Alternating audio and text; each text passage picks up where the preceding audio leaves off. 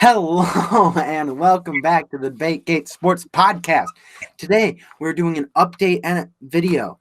We haven't really done a lot of videos lately in the past couple of weeks. Unfortunately, sorry about that, guys.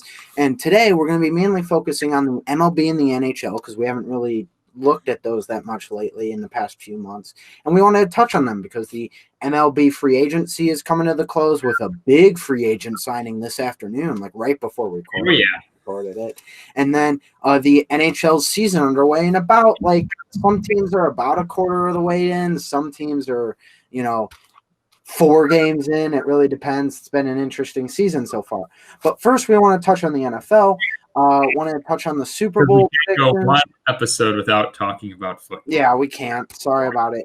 It's fun. Sorry, fans of other sports leagues more than the NFL, but it's the most fun to talk about. But we're trying to make sure we're getting in other sports like we are today. So first, I want to touch on something that I've noticed recently with the GOAT debate. Laugh at the Packers and then make our Super Bowl predictions. So I wanted to get your opinion on this, Gavin, but I want to talk for a little bit first about what I did for a little bit of research, you could say, if I really put effort into this, a little bit of research. And that Brady's GOAT discussion.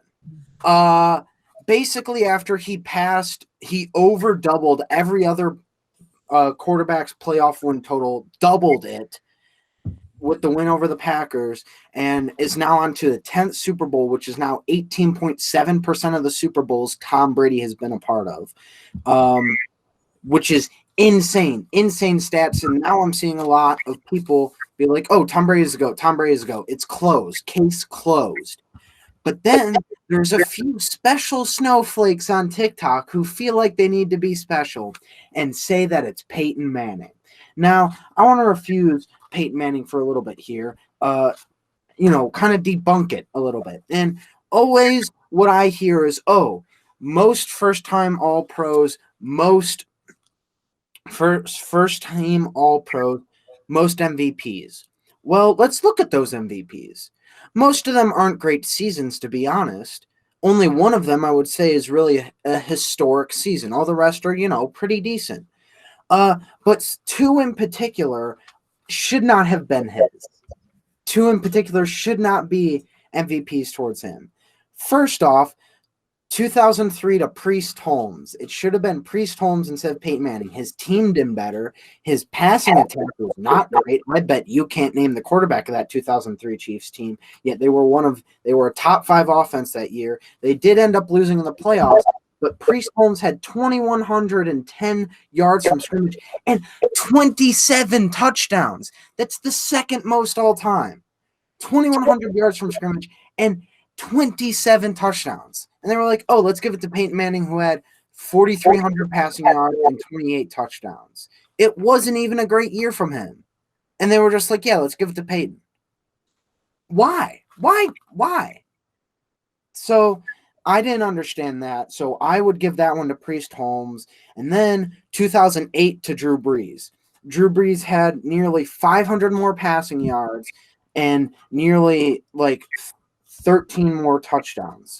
Not 13, 3 more touchdowns. He had 3 more touchdowns. He had 36. Peyton Manning had 34 that year. And Drew Brees, outplayed him.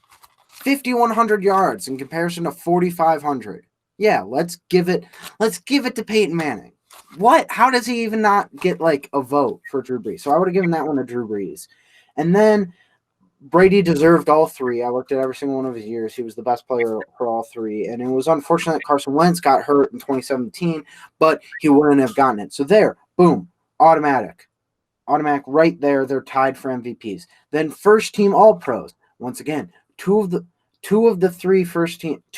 7 first team All-Pros I would have given to Drew Brees over Peyton Manning in 2008 and in 2009. So once again, 2009 is another MVP that you could throw a toss up for Peyton Manning, because Peyton Manning had 4,800 yards. Drew Brees had 5,400.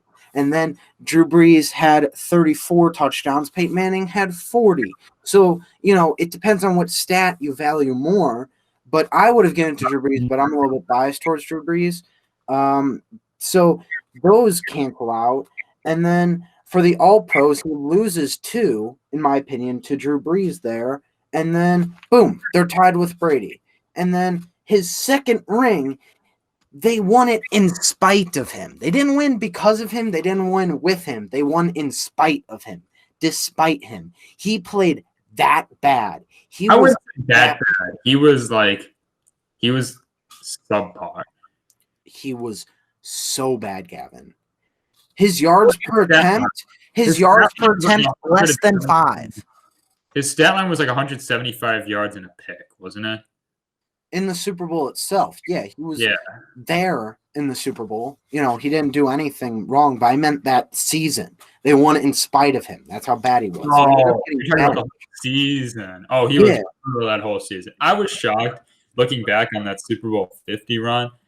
I was absolutely stunned because I remember they through like week 10, they were like supposed to not make the playoffs because he threw like 5 interceptions against the Chiefs, and everybody's like, Peyton Manning retire, Peyton Manning retire, Peyton Manning retire. And then somehow they won, like, I guess, clutch games down the stretch, somehow got in the playoffs as the 6th seed, and then rallied and won the whole thing. I was shocked by that because he was awful, and he was bad in the Super Bowl. That's what I thought you were talking about. He was bad. He wasn't awful, but he was like, 175 yards and a pick. Awful. But the defense carried them to that Super Bowl. For sure. Yeah. So that whole season was just absolute trash by Peyton Manning. He ended up getting benched for Brock Osweiler, who made 78, or was it 50? I forgot about 68 or $78 million after the 4 games when Peyton Manning was benched. Yeah, didn't he sign with the Dolphins after that? No, he signed with the Texans for like a 3-year, $78 million contract, I think. Right. Also, going back to one of his MVPs, the 2013 one, he was very good that year, but you have to look at his weapons. He had Demaryius Thomas. He had Julius Thomas. He had Wes Welker. And he had Emmanuel Sanders. That's right. And that was young Emmanuel Sanders. So thank you for bringing that up because I actually forgot to mention this. When Drew Brees passed for 5,100 yards and Peyton Manning passed for 4,600 in 2008, he had both Marvin Harrison and Reggie Wayne, while Peyton Manning made Marquise Colston. Drew Brees. Thank you. Drew Brees made Marquise Colston, where Peyton Manning had 2 of, in my opinion, the top 15, arguably top 10 wide receivers of all time. And Drew Brees had a guy who, as soon as he left New Orleans, Marquise Colston, fell off a cliff. Fell straight off. So, I would have given that to Drew Brees. So then you could argue that Peyton Manning has less MVPs deserved than Peyton Manning. Or Peyton Manning, Peyton Manning has less deserved MVPs than Tom Brady. But I don't want to touch on this much longer. And then I feel like it shouldn't count against Brady that his team did other good stuff. Like, it shouldn't count against him. I've seen that argument a lot where it's like, oh, he's had really good defenses. But he's also never really had good offensive weapons. So they kind of offset. It's always a team thing. They always offset because Peyton Manning, not great defenses, but amazing weapons. Tom Brady, great defenses, not amazing weapons. And then I would just like to laugh at the Packers. Let's all give a moment to laugh at the Packers. You guys suck. Fuck you, Packers. Yeah, I know. They're just, what is Aaron Rodgers? 1-5 in AFC or NFC champion? 4. So it went 49ers, Seahawks, 49ers again, and then Buccaneers. Yeah. You're missing one. Let's see if you can get it. My favorite player is on that team that beat him. One that. Wait, they lost another one? Yeah, they got blown the crap out by the Falcons.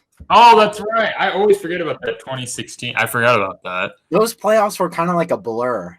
I honestly do not remember that. I honestly forget about everything. I'll take best team this decade to never not win a Super Bowl was that Falcons team. So good. Which, I mean, they should have. They should have, but, it's just the GOAT. People are arguing that Tom Brady's not the GOAT. Um, So yeah, shout out to idiots that I don't honestly think anybody in their right mind who's serious, who's not just trying to get like clout on TikTok for saying that blasphemy. I don't think there's anybody that genuinely thinks that someone outside of Tom Brady is the GOAT. I mean, there's just really no argument for it. Because at the end of the day, winning football games is what matters most. And when you win 6 Super Bowls, listen to these crazy stats. Tom Brady has beaten 17 different teams in the playoffs. 17 different teams. That's more teams than any.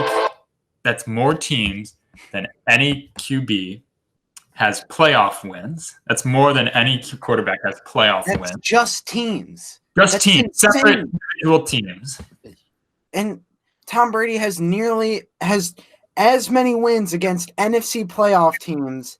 Damn it! As Drew Brees. I was just about to say that he's 3rd or 4th. I cannot remember because at the time I saw it, it was when he beat Washington, and so then he beat the Saints and he beat the Packers.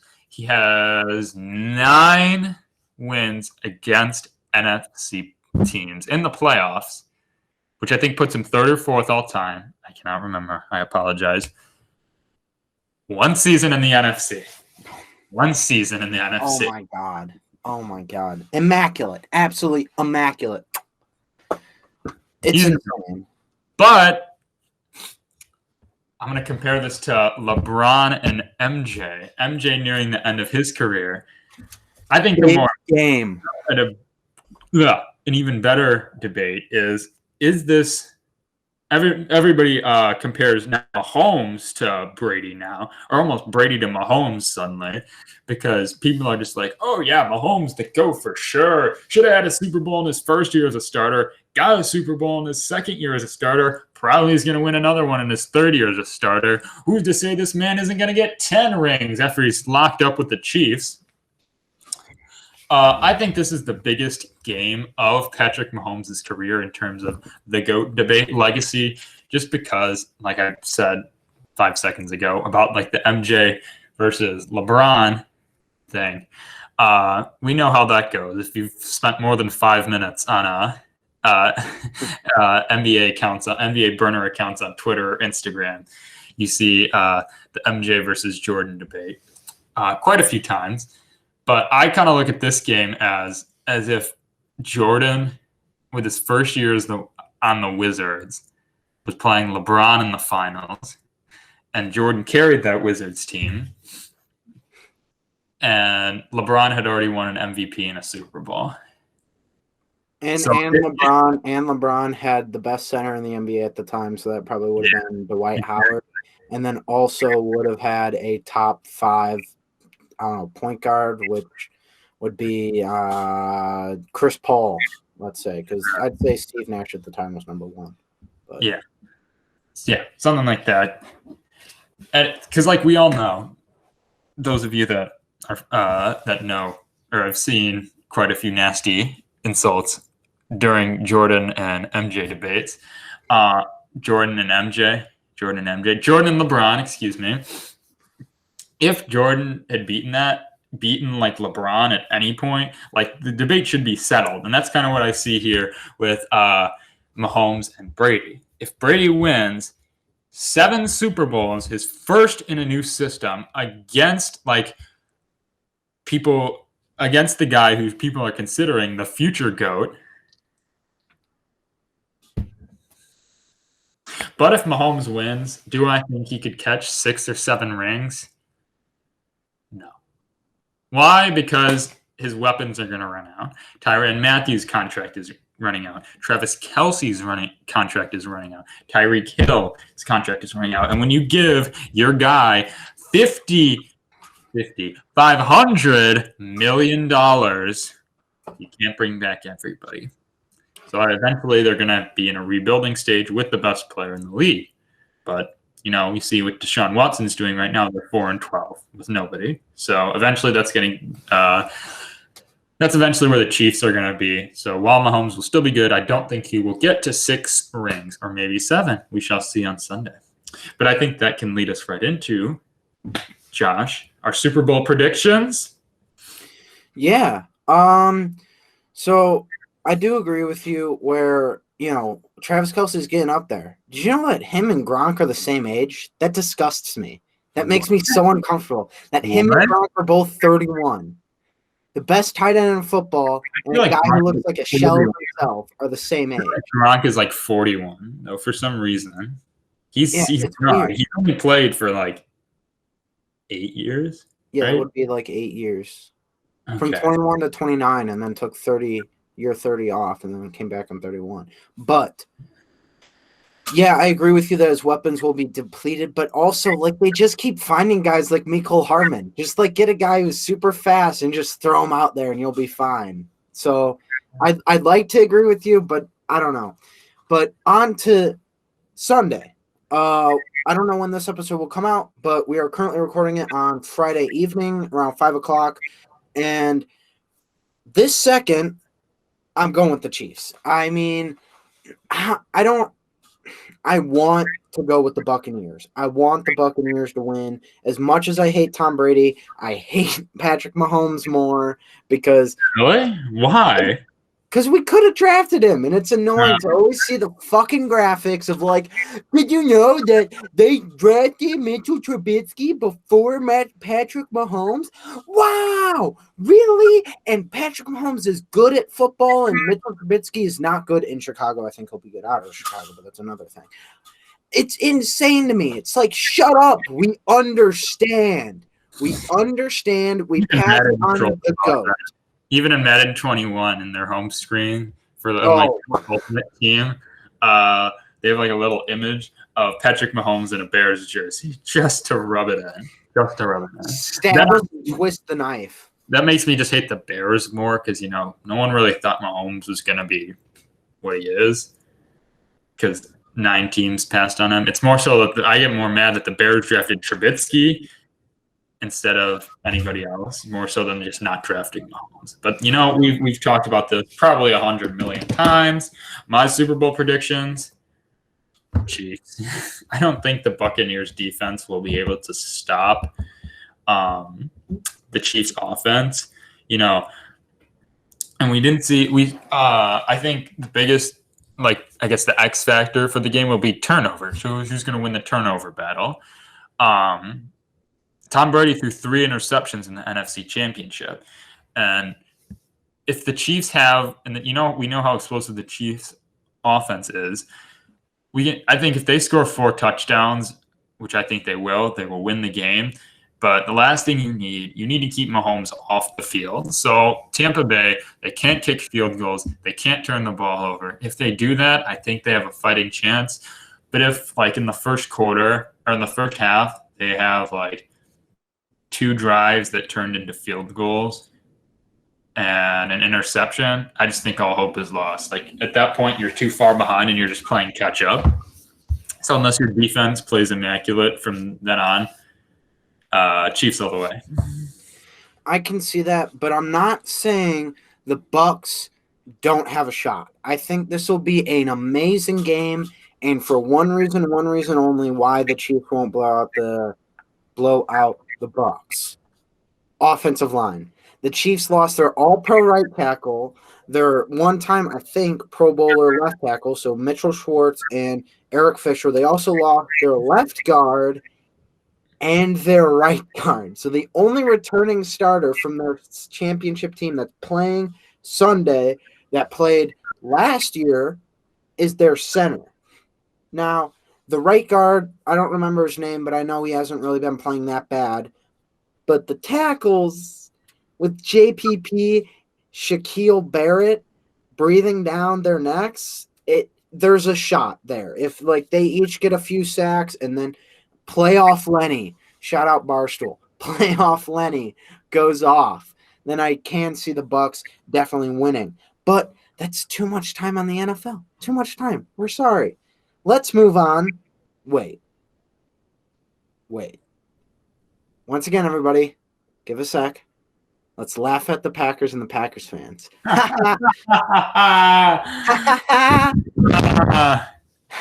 Imagine having 40 years. 40 years. 4D. 2 decades. I can't do math. 4 decades. 4 decades. 2 20-year stints of all-time great quarterback play, and you get 2 Super Bowls? Fucking disappointment of franchise. Sell the team, stock owners. 40 years of having a franchise quarterback than the Bears have had, and only 2 more Super Bowls. Gosh.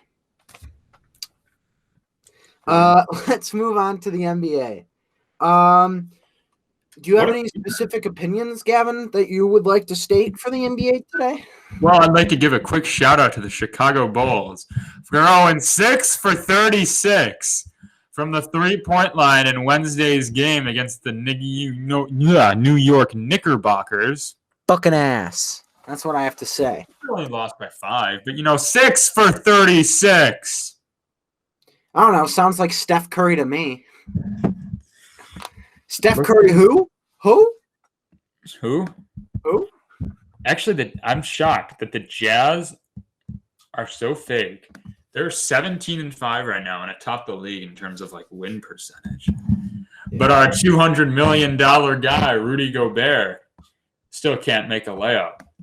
Do I think the Jazz are for real? Absolutely not. Absolutely not. You don't think the Jazz are for real? Not best team in the league for real. Oh, God, no. I just mean 4 or 5 seed in the West for real. You think they're gonna drop that far? Who do you see is gonna take I think the Clippers are better than them. I think the Lakers are better than them, and I think not better than them. You don't think the Clippers are better than them? Clippers are not better than them. Even with Paul George playing at an incredible level. The Clippers aren't better. Okay. Who the fuck is their point guard? Who is the Clippers point guard? Reggie Jackson? Patrick Beverly? Yeah, but he's injured right now. But fine. Patrick Beverly. Let's go with Patrick Beverly, right? Fucking Patrick Beverly. Yeah, he's so overrated. He's not a good defender. He's just a pest. He's an annoying person. No one's saying that the Clippers' best weapon is Patrick Beverly. You asked me who their point guard was, and I told you it was Patrick Beverly. Cool. Yeah, but he's still ass offensively, and he's not a great defender like he treats himself. And then, Paul George is good. Yeah, Kawhi is good. But they're just good. Well, that's a joke. Great. They're great. They're really great. They're great. Yes, they're both playing top 10 level this year. But then center, Ivan Zubac, I don't give a shit. Nicholas Batum, an old Serge Ibaka. I mean, he's playing fine. But I can't name another person on the roster. Who else is on the roster? Joakim Noah? Luke Kennard. But he isn't playing. He played 4 minutes the other day. He doesn't play for some reason. Why? They're paying him $64 million. You know who else is playing $64 million? What? He's probably hurt. Kennard? Yeah. Maybe. You know who else they're paying $64 million? Marcus or Markieff Morris. I can't tell the difference between them. You say you can't list another guy on the roster, but you just listed 9 right there. All right, shut up. But really, that you think that's your bench? That's it. That's your bench. Also, that wasn't 9 players. That's Zubac, Kawhi, Paul George, Reggie Jackson, Kawhi Leonard, Nicholas Batum, Patrick Beverly. No, I already said no. Yeah, Patrick Beverly and then Marquise Morris. That's 8. Gavin, do the math. Oh, shoot me. Oh. Okay, then let's go through the Jazz. Okay. Mike Conley. Mike Conley's playing really good. Joe Ingles. The slow-mo Joe. And then Rudy Gobert, second place for Defensive Player of the Year. He's ass. He has no offense. I'm sorry. He's a good lob threat. He's a great pick and roller. And it doesn't matter. He locks down the best defense in the NBA. It doesn't matter. If you could put up 13 points a game, which is what he's doing, and then you completely block off the paint, which is what he does, that's so valuable. It doesn't matter when you have Mike Conley putting up 20 a game. You have Donovan Mitchell putting up 25 a game. You have Joe Ingles hitting 13. You have Derek Favors, who's a good offensive player on the bench who could stretch the floor a bit. You have Bojan. I think it's Bojan. You're trash talking the Clippers bench, and you're making a statement for Derek freaking Favors? He's a great defender. Get out of here. He's a good defender. He's a good passer for a center, and he's there for shooting. He's there. But you really think that Marcus Morris or Reggie Jackson is better than Derek Favors? My fucking ass. No, you don't. Nicholas Batum better than Bogdan Bogdanovic? Really? My ass. They're not. Okay, that suddenly went from Markieff Morris being better than Derek Favors to suddenly Nicholas Batum being better than their like second or third leading scorer. He's not. He's like fourth now because he's injured. Anyways, the Jazz, I think, are personally really good. I think when you have a defense and then you have shooting and you play good team basketball, I think you have a chance if Donovan Mitchell plays like he did last year and like Rudy Gobert doesn't fucking disappear like he did. Airball a layup. You saw he airballed a layup, right? Who? Rudy Gobert airballed a layup. Cool, so do I, but I'm still the GOAT. The Eastern Conference. 76. Miami, what's up? What's up? What's up? Miami, what's up? 13th. One thing about Miami, I heard they have really good culture. Yes, because that helps us win basketball games. They have to go 29-20 to just finish the season at 500. That's insane. At least they look good when they're all healthy and together. But another team that's doing bad and doesn't look good when they're together, the Mavericks. Can you help me explain that, Gavin? What's up? What's up with the Mavericks? What's up? The fact that Luka Doncic has the same career 3-point percentage as, guess who? Joel Embiid, my boy. No. Donkey Draymond Green. God. I swear to God. No, I'm not joking on that. Donkey they have the same 3-point percentage throughout their career. I don't know. I'm starting to not like Kristaps Porzingis. He's starting to become the Carson Wentz of the NBA. Locked up in an ass contract. Was supposed to be like the next big thing. Was the next big thing for like a year and a half, and then now is just severely underperforming. But oh yeah, he's still stuck in an ass contract. Yeah. Now time for you to do some explaining. Why are the 76ers atop the league? Because as I've written here in my notes, Embiid, MVP, comma, holy. He won't win. I mean, I don't think he'll win. I think they'll right now. I honestly have not seen like any NBA, either the NBA Instagram account or like people that like stalk shams and stuff like that. And they're like NBA other NBA Instagram accounts, not like the actual NBA Instagram account. Only like MVP things I've seen or candidates I've seen has been KD, my boy, LeBron, or like a Kawhi. Shocker. No Joel Embiid, and he's been playing top 3 in the league this year. Do you know what I'm doing? You're deep throating. Yeah, you don't know what I'm deep throating? LeBron's dick, because that's what the ESPN's doing, the NBA is doing, and what they're gonna do. They're gonna suck LeBron through a 10th one because he was sad he didn't win the MVP. He was sad he didn't win the MVP. So, he's gonna throw a temper tantrum this year when the best player in the league doesn't win MVP.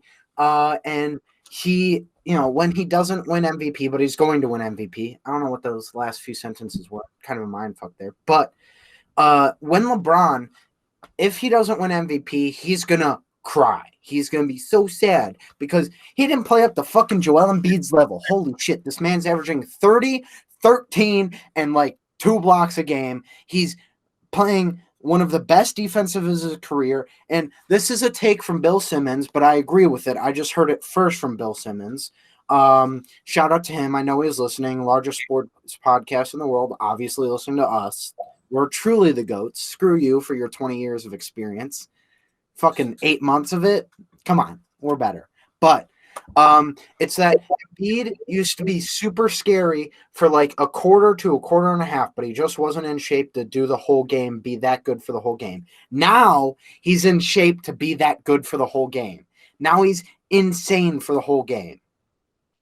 It's crazy. He's got his face-up game is better. His moves, his shots are better. I think he's averaging like 35 to 36% from three. He's pulling up off the dribble.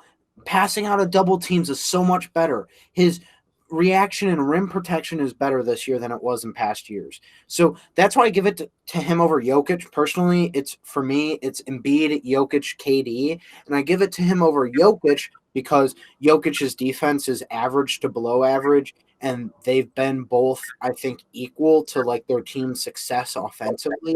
And when Embiid is so much better defensively, honestly, I'd personally put him at all NBA level. I'd put him on my all NBA second team for center. Obviously, number one. No, I'd put him if there was a third team because one's Miles Turner, two Rudy Gobert, and then Embiid. So near all NBA level on defense, and then putting up those kind of numbers and his ability that this year that he developed of passing out of double teams, I think is one of the most important things ever because he, used to take horrible shot, but now even if he's taking them, he's making them, he's hitting them. It's insane. If I had to pick my MVP, I have to go to my boy Kevin Durant. I'm sorry, I should say something about don't even yeah. the player. You're on a 20-minute rant. No, Joel Embiid has been playing great. I don't think either of our boys will win. Kevin Durant, 31 points per game, 5 assists per game, almost 8 rebounds a game, and shooting 53% from the field and 45% from three. On a team with Kyrie Irving and James Harden. I think everybody was kind of right about the Nets. Now that they got Harden, people were like, no one's going to stop the Nets. And then the other half of people were like, oh, they can't play defense. And both have kind of been true. Like they lost to the Wizards like 149 to 147 in regulation. So, yeah. I'm kind of torn on the Nets. I think they'll still probably win the chip, if I'm being honest. Really? I think they still could. Yes. Really? I think they have to get a decent center on the buyout market, or if they play the 76ers, they're getting fucking slaughtered. It's funny that you say that because I heard 2 rumors. One was that Andre Drummond was going there at the deadline, and 2 that imagine. 2 who? What? No, sorry. Who did you? You said Drummond and someone else. Oh, JaVale McGee. Oh.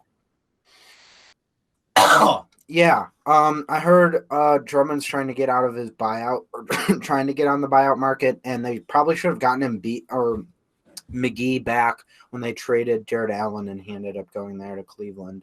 I think they should have tried to get at least McGee back because, like, as good as I think the 3 are of them, I just how the hell are they going to stop Embiid, Giannis, AD?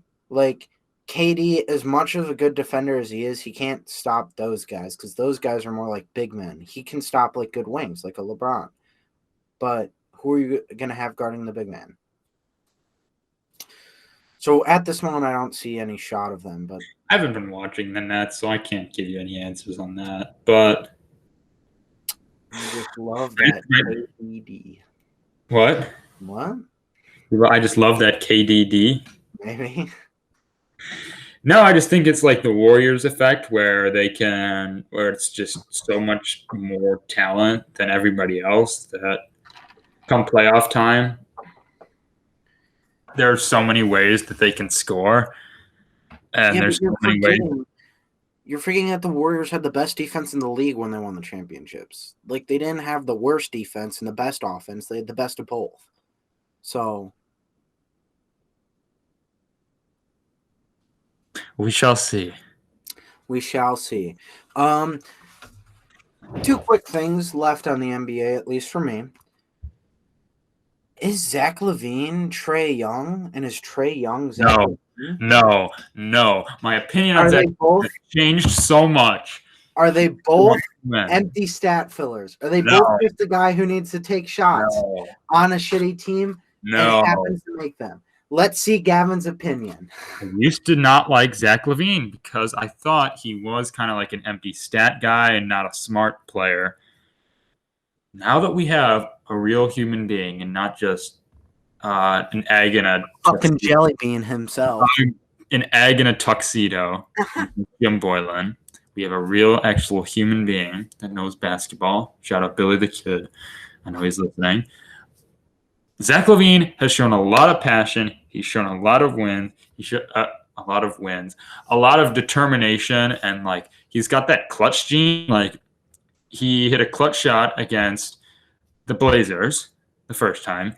He made the game-winning shot against not game-winning, but game-leading shot before Damian broke my heart against the Warriors, against the Thunder, and against somebody else. I cannot remember, but he has been clutch. He has shown a lot of heart. He has shown a lot of emotion when they lost. And the big thing for the Bulls right now is the fact that Kobe White is running point guard, and they lead the league in turnovers, and we've had a lot of injuries. And, yeah, we're bad on defense. Those things will come with time, though. Yeah, I think all the Zach LaVine, he's good. I think all the issues are just like young team issues, like pick and roll defense, turnovers, like all stuff that'll mature. Exactly. That'll come with time. Exactly. When 2 of our 3 starters can actually drink alcohol. Because Kobe White can't yet. Legally. Doesn't mean they don't. Allegedly. So, yeah, I agree with you. I personally think that Zach LaVine, hot take, is better than Trae Young. I hate Trae Young. I think he's an average point guard at best. I think he's just a guy who takes a ton of shots because he's on a shitty team and someone needs to. Like, someone needs to take a lot of shots, so he does. And he's decent at making them, and he's a decent playmaker. So I'd say he's good. He's a flashy playmaker, and he takes deep threes. Exactly. So then, he shows up on highlight reels, and people are looking at him average 30, but then he's leading the league in shots attempted by 6 last year, besides James Harden, of course. You're just like, oh, no wonder he's averaging 30, because you could throw fucking Chris Dunn there, and he would also average 30 if he was taking that many shots. So, I don't really like him that much, as well as he's so bad on defense that, can you actually build a championship-winning team out of him as your best player? He's awful. He is awful. He's one of the worst defenders I've ever seen. He always gets blown by, and then he can't navigate the screen like a screen for the life of him. He's like young Harden, but he's also 6'2" or 6'3" instead of Harden's 6'5". 6'5", yeah. Last thing, with less length. Yeah. So he doesn't have any physical traits to help him for his lack of intensity or desire to do that defense. Which is 0. Yeah. Next, this is a hot take. The Bucks will never, ever, ever win a championship if Mike Budenholzer is their coach. Never. Won't happen.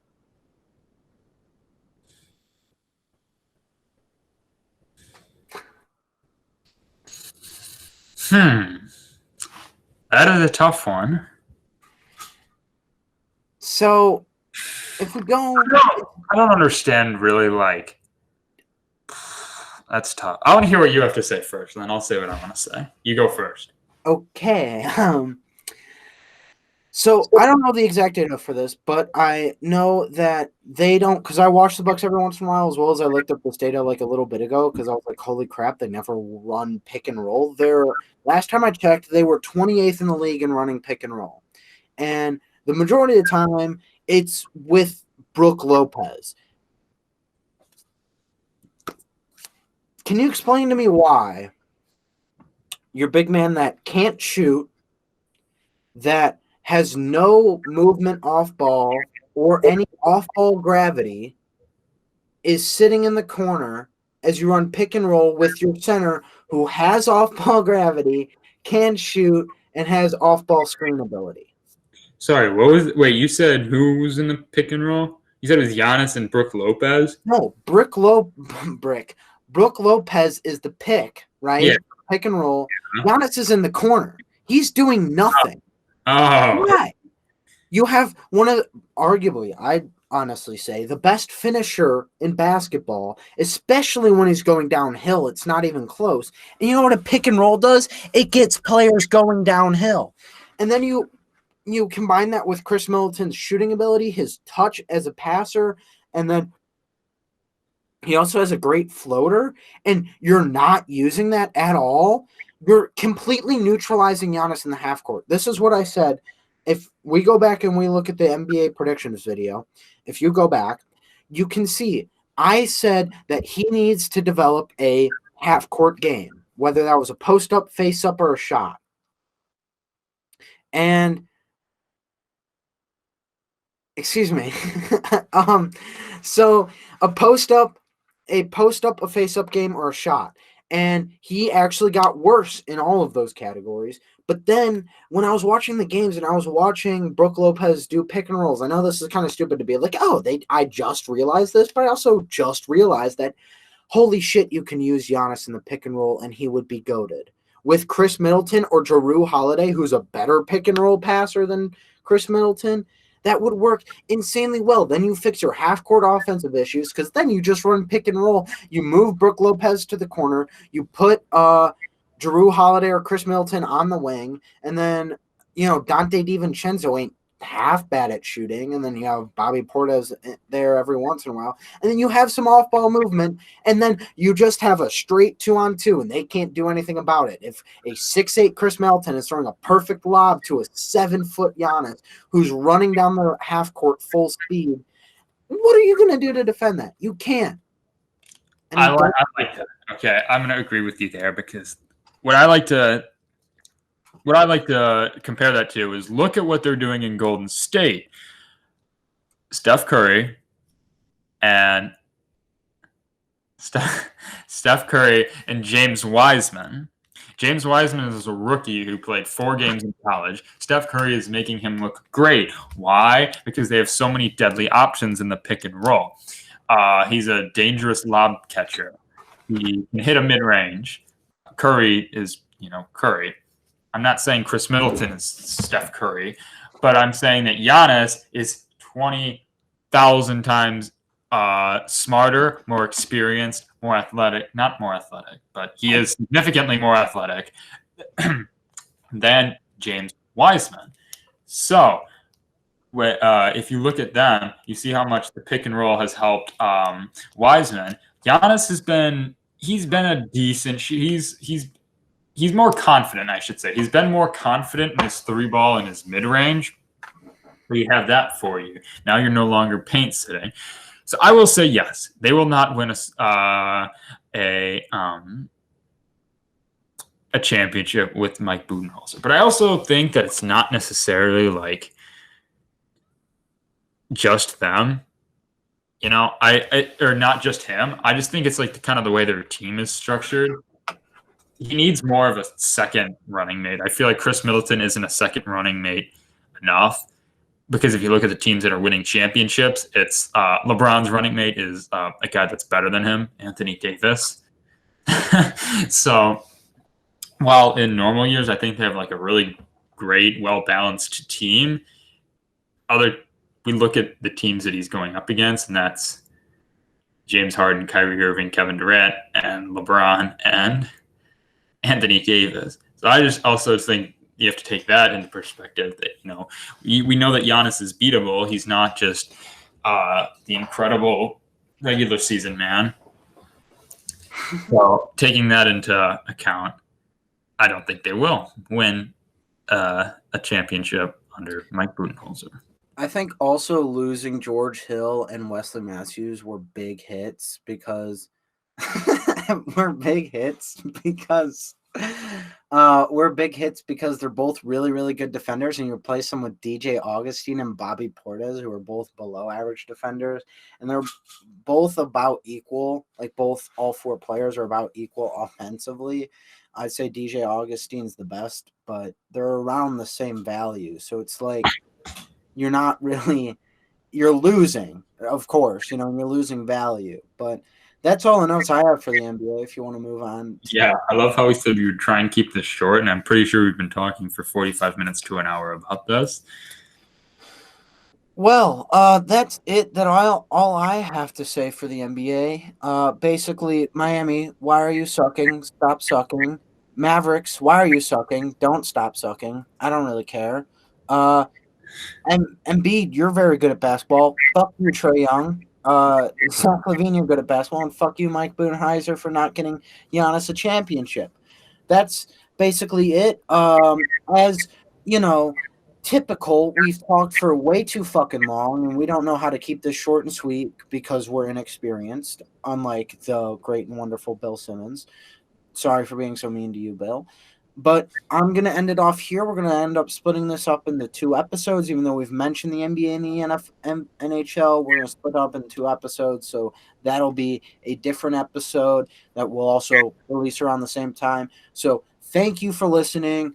Please comment down below how annoying we were today, because then we get more likes and more views, and that's what we want. We're just here for the clout. Fuck everybody. But thank you very much for watching. Please subscribe and like the video. Love you so much.